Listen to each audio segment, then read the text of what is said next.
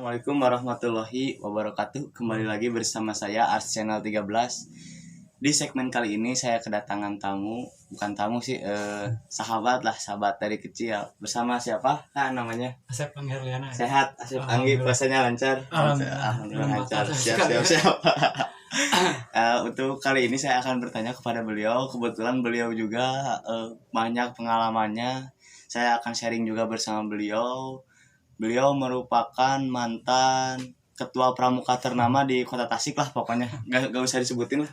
Itu namanya. Ya betul. Ketua. Sekarang langsung aja ke pertanyaan yang berikutnya ya. Sebelum pertanyaan dari netizen, pertanyaan dari saya dulu ya yang akan saya lantarkan. Kak, sudah 2 tahun nih lepas jabatan nih. Bagaimana setelah Anda lepas jabatan? Perasaan Anda bagaimana tuh setelah lepas jabatan? Ya mungkin setelah lepas jabatan ada 2 sisi ya. Ya. Yang pertama sisi negatif. Untuk sisi negatif ya kita istilahnya lah yang dulunya kita menjabat di pramuka selama 2 tahun menjadi pradana itu emang banyak keluh kesah lah. Contoh seperti halnya kalau kita sedang melaksanakan kegiatan ada beberapa hal yang istilahnya tuh yang seret itu di hati. Contoh semisal kita sedang berkegiatan di dalam pramuka, ada omongan-omongan yang kurang jelas lah, entah itu dari sisi lain dari sekolah ataupun guru sekalipun. Contoh semisal kita sedang belajar nih, belajar tentang contoh pendidikan agama Islam, terus disangkut pautkan dengan pramuka. Lah itu anak pramuka bisa apa, sedangkan di pramuka sendiri poin pertama di dasar dharma itu takwa kepada Tuhan Yang Maha Esa. Nah, terus kalau sisi positifnya ya kita merasa oh ini jati diri saya. Semisal kita udah keluar ya di pramuka, kita tuh lebih oh ini saya berguna sih bagi masyarakat. Contoh kita mengadakan contoh sekarang alhamdulillah saya dipilih lah sebagai anggota komunitas Gerakan Peduli Anak Yatim. GPI Tasikmalaya, Gerakan Peduli Anak Yatim Tasikmalaya. Seperti halnya kegiatan-kegiatan santunan itu. Ya, alhamdulillah di kalangan masyarakat kita ikut kontribusi bisa menyalurkan hobi pramuka dari pramuka untuk masyarakat. Berbagi juga di masa pandemi kayak gini ya. Kita jadi jangan takut lah seperti halnya dengan corona. Jangan tersugesti intinya. Itu betul, jangan sugesti kepada corona tersebut. Nah, pertanyaan kedua nih Kak, ini. Mencalonkan menjadi ketua pramuka itu kakak dicalonkan apa dicalonkan? Inisiatif sendiri apa diangkat jabatannya sama guru gitu, dicalonkan lah sama kakak kelas gitu. Untuk itu ya mohon maaf sebelumnya kepada pembina saya ya, di pramuka saya khususnya di Ambalan Raden Arjuna dan Dewi Sri Kandi yang bertempat di SMK Menengah Pratama Kota Tasikmalaya. Saya tuh sebenarnya enggan lah untuk menjadi seorang ketua ya. Apa sih enaknya jadi ketua? Banyak. Yang pertama banyak istilahnya tuh banyak tantangan. Yang kedua banyak tanggung jawab, yang jelas itu tanggung jawab. Terus yang ketiga lah banyak contoh kan kita selaku pelajar ya. Terus kita dicalonkan sebagai pradana. Kita contoh kalau tidak nurut ya kepada pembina, wah ini anak udah tidak nurut kepada saya. Dia kan selaku pembina ya. Ya kita sebisa mungkin lah dicalonkan. Kenapa dicalonkan? Ya mungkin pembina juga melihat sisi positif saya. Karena di semisal kalau kita cek bahasa Sunda nama daek kudu daek gitu ta. Amis pahit telegu serangan gitu. Terus di pramuka sendiri nih, pengalaman paling berharga selama masa jabatan Anda apa tuh? Kan jadi ketua tuh. Pengalaman paling berharga selama jadi ketua itu apa? Pengalaman berharga yang jelas sih bisa mendidik adik kelas yang ke bawah. Contoh saya tuh sebagai kelas 12 ya atau menjadi pradana, bisa mengabdikan atau menjadi suri tauladan bagi para anggotanya, terkhusus kelas 10 yang masih adik-adik itulah biasa. Terus dalam segi perlombaan yang biasanya itu di pramuka tuh euforianya itu seperti hanya perlombaan. Contoh kemarin pas saya kelas 2 sebelum menjabat jadi ketua, alhamdulillah mendapat juara hiking atau halang rintang se-provinsi Jawa Barat. Itu menjadi gitu menjadi tolak ukur saya lah. Berarti saya tuh bisa gitu seperti halnya mereka. Pernah nggak Anda selama menjadi ketua merasa ada titik jenuh, pusing, muncak bahasa Sunda nama rungsing lah ke anggota gitu tah. Oh itu banyak lah seperti hanya kemarin terakhir menjabat di penanggung jawab kegiatan Manangas Kreatif Kontes. MSCC Ya, guys, ya, itu. anggota pramuka mah kudu nonton Jawa Barat mah MSCC sahan teu nyaho. Ya alhamdulillah di Manangga juga ada event yang namanya itu event tahunan atau bazar lah disebutnya dengan MSCC Manangga Squad Kreatif Kontes. Ya cuman itu benar yang ada di titik jenuhnya seperti hanya kita sedang melakukan sebelum kegiatan itu disebut pelaksana.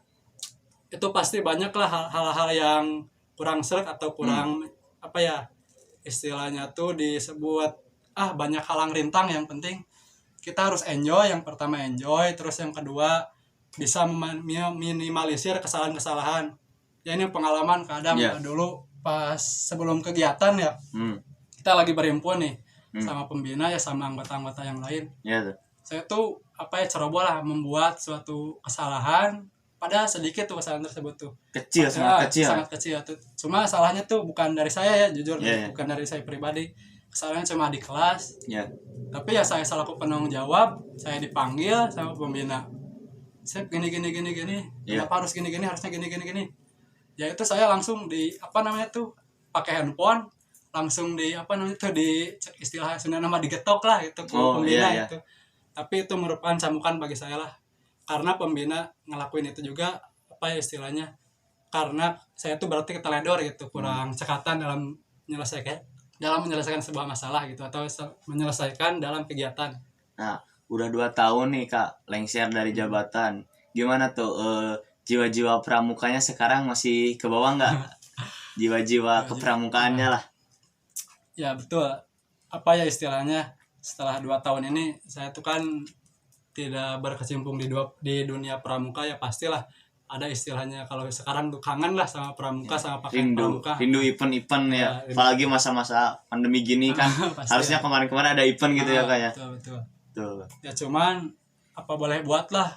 Kita meskipun udah tidak berpramuka, tidak memakai pakaian pramuka, terus memakai kacu lah istilahnya di pramuka tuh.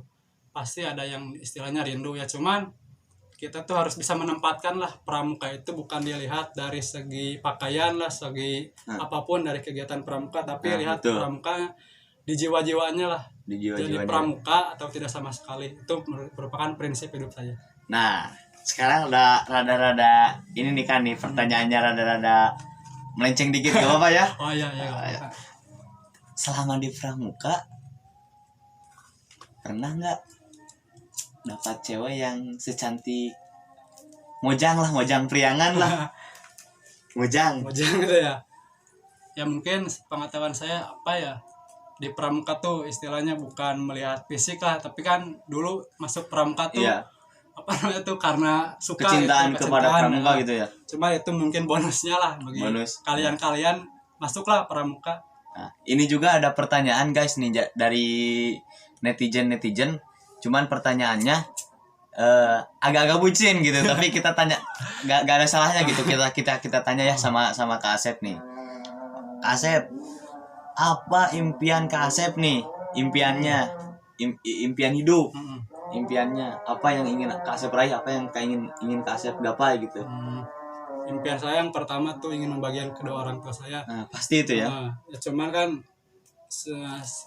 singkat cerita ibu saya lah sudah meninggal gitu sejak saya dilahirkan. Sekarang saya tuh diurus sama ibu keponakan lah, sama wa gitulah, cek bahasa Sunda wa. Bibi merenya yang cek bahasa Sunda nama. Wa gitu. Nah, itu merupakan aset berharga bagi saya.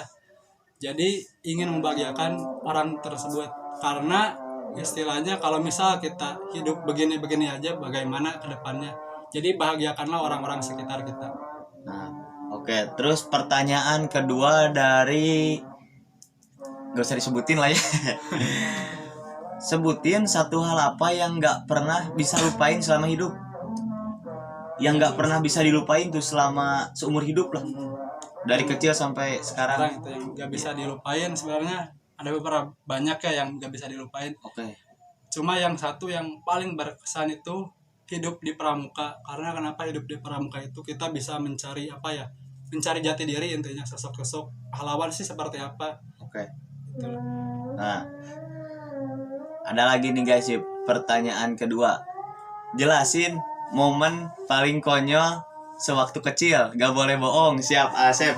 Momen waktu kecilnya apa Kak Asep? Momen waktu kecil ya Paling dulu konyol. saya sama ini Kak Adam sendiri ya. Ya sama saya sendiri. Oke. Satu Pernah. lagi nggak ada sama Kak Yusuf tuh. Nah, satu lagi pernah Nanti sama Kak Yusuf iya, dibikin. pernah jalan apa namanya tuh, jalan dari saya kan bertempat tinggal di Kabupaten Tasikmalaya ya, di tepatnya di Sindanggalih, jalur Galunggung itu. Pernah Ya. jalan kaki ke waktu itu ke Ciamis. Ciamis tanpa tujuan Tempat Kak Asep. tujuan nah itu kalau orang apa ya, kalau nggak satu sekitar 4 kilometer lah Kilometer. tanpa tujuan itu. Oke, ada lagi nih. Sekarang Kak Asep lagi deket sama siapa? Nggak usah disebut namanya juga, nggak apa-apa. Cuma inisialnya aja lah, inisial. Oh iya. Inisial. Lagi deket sama siapa? Sebut nama inisial aja lah. Kalau dekat sih banyak ya. Ya. Entah itu cewek cowok, tapi Yang paling dekat paling gitu. dekat itu, Kan sekarang nih kita nih udah usia beranjak dewasa. betul. Apalagi tentang asmara ya. Tentang asmara juga kita udah tidak main-main gitu kan. Asep sekarang paling dekat nih, lagi dekat sama siapa gitu. Sebutin inisial aja lah, nggak usah nama. Dekat dengan inisialnya huruf L lah ya, huruf L. Huruf L. Hmm. Iya. Nah, ini nih Kak Asep nih. Kak Asep pastilah pernah pacaran ya Kak Asep ya. Pasti pernah ya. Iya. Nah, gini nih. Saya lihat-lihat Kak Asep nih pacaran nggak publik gitu. Jadi ada yang nanya, Kak Asep kok pacarannya nggak publik? Kenapa itu alasannya nggak dipublikasi pacarannya? Ya kita harus melihat dari sisi negatif dulu ya. Iya. Kenapa sebenarnya tuh pacaran tuh lah apa ya, unfaedah lah, gak ada guna gitu. Oke. Kita kan masih seusia muda ya. Iya. Seusia muda kan pasti jiwa-jiwa butuh duit lah, harus punya duit, harus punya duit lah. Berbagai cara harus punya duit. Nah terus ini soal pertanyaannya harus dijawab nih. Oke. Harus dipublikasikan ya. Kenapa nggak dipublikasikan ya? Apa Kenapa ya? nggak go publik gitu? Nggak publik. kayak bocil-bocil sekarang gitu di Facebook, di sosmed lah pokoknya go publik. Nah, untuk Asep sendiri kenapa gitu? Ya, Seumur kan, hidup nggak go publik gitu. Sebenarnya sih saya contoh misal dipublikasikan nih, pasti kan ada beberapa khususnya tetangga lah, omongan-omongan tetangga tuh kurang enak gitu. Kerja juga belum, terus penghasilan juga sedikit, udah main pacaran. Nah sebenarnya tuh kalau kita punya pasangan nih, sebisa-bisa mungkin kita lindungi atau kita Jaga. di privasi. Contoh ada istilahnya cowok yang baik tuh, maaf, kancingnya kancing ceweknya terlepas harus dikancingin, bukan dilebar-bukain. Nah gitulah. Jadi jangan dipublikasikan lah, buat apa kalau gak ada guna itu. Oh iya, jadi sekarang gini paham nih guys.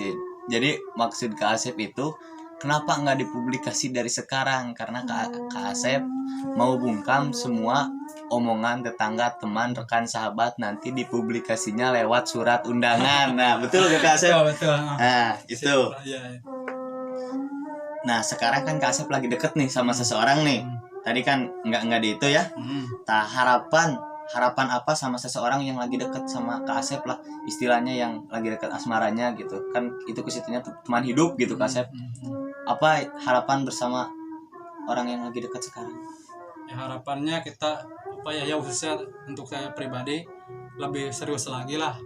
Saya nggak mau contoh misal punya cewek cuma sebatas main-main, nggak mau seperti itu. Ya, Saya pengennya contoh kita kenal sama cewek tersebut, kena beberapa lama atau beberapa bulan, kena keluarganya, kena itu, kena inilah, langsung tanya ke rumah ceweknya yang jelas. Jadi jangan sampai lah banyak istilahnya digantung lah, jemuran gitu, digantung nggak ada. Nah betul. Asep, apa nih momen paling nggak enak sama pasangan? Momen paling nggak enak nih, misalkan cewek Asep itu ngekang ngajak main terus apa gimana gitu tuh, momen paling gak enak tuh sama pasangan pas momen-momen apa tuh? Yang jelas kan kita tuh apa ya, yang dekat dengan saya khususnya itu jauh ya. Iya. Paling nggak suka ngambek-ngambekan lah. Kalau misal ngambek terus harus ada nonton alasan. Tuh orangnya tuh. Harus ada alasan gitu lah. Okay. Ngambek-ngambek tuh. Itulah yang paling nggak suka tuh. Paling gak suka. Terus momen terindah sama pasangan. Yang jelas main lah bareng sama mereka, Main. sama dia gitu. Sama dia ya, main itu bukan main gak jelas ya guys. Ini cuma main dalam artian pertemuan lah, pertemuan gitu. yang singkat tapi bermakna gitu dalam hidup. Nah, oke Kak Asep. Untuk pertanyaan yang terakhir nih, pertanyaan terakhir ya. Pernah diselingkuhin apa selingkuh sama yang lain? Sebenarnya sih itu pertanyaan belum kena ke saya ya. Belum kena ke saya, Nah, alhamdulillah. belum kena. Dua-duanya belum ya selingkuh. Selingkuh belum gitu. Diselingkuhin gak pernah? Ya, Nah, mudah-mudahan jangan ya. Mudah-mudahan janganlah. Yang jelas bagi punya pasangan ya, yang punya pasangan ataupun yang udah nikah nih, jadilah untuk cowok ya, jadilah cowok yang bertanggung jawab. Jangan bagi, jadi fuckboy lu. Bagi istri-istri jadi suri tauladan lah yang jelas. Dan bagi cewek tolong hargai perasaan cowok. Cowok juga kan manusia, punya hati. Oke. Nah, sekarang nih ada lagi nih, ada yang masuk nih. Banyak pertanyaan tuh. Tadi kan nggak dijelas tuh.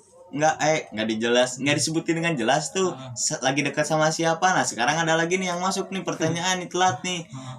Berani gak sebutin nama orang yang Kak Asep sayang? Kalau berani sebutin orangnya lagi nonton. Halo. Berani nggak? Orangnya lagi nonton katanya.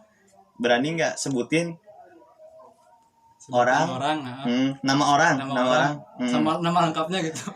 Nah, sama nama lengkapnya atau gimana? Nggak usah, nama panggilnya aja ya.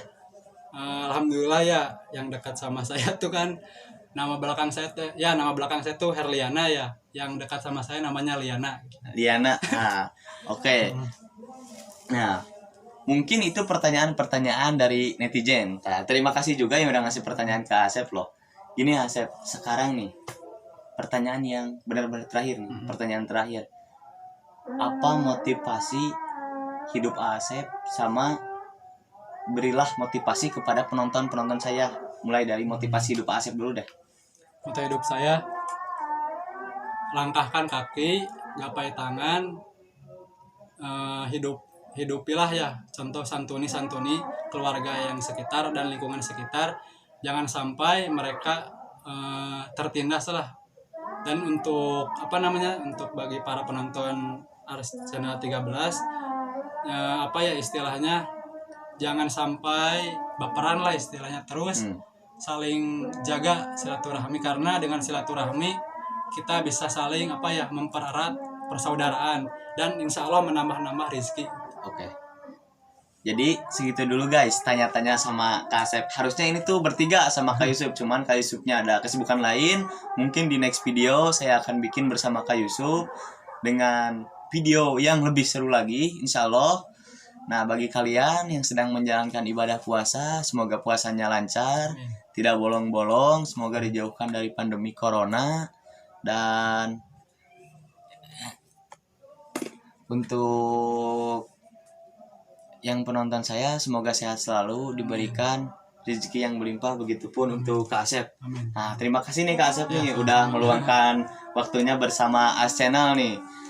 Selanjutnya insya Allah saya akan bikin video bersama Kak Yusuf. Insya Allah ya, saya bikin, saya usahain. Terima kasih, jangan lupa subscribe, like, komen, dan share juga ke teman-teman kalian. Assalamualaikum warahmatullahi wabarakatuh. Enjoy. Waalaikumsalam warahmatullahi wabarakatuh.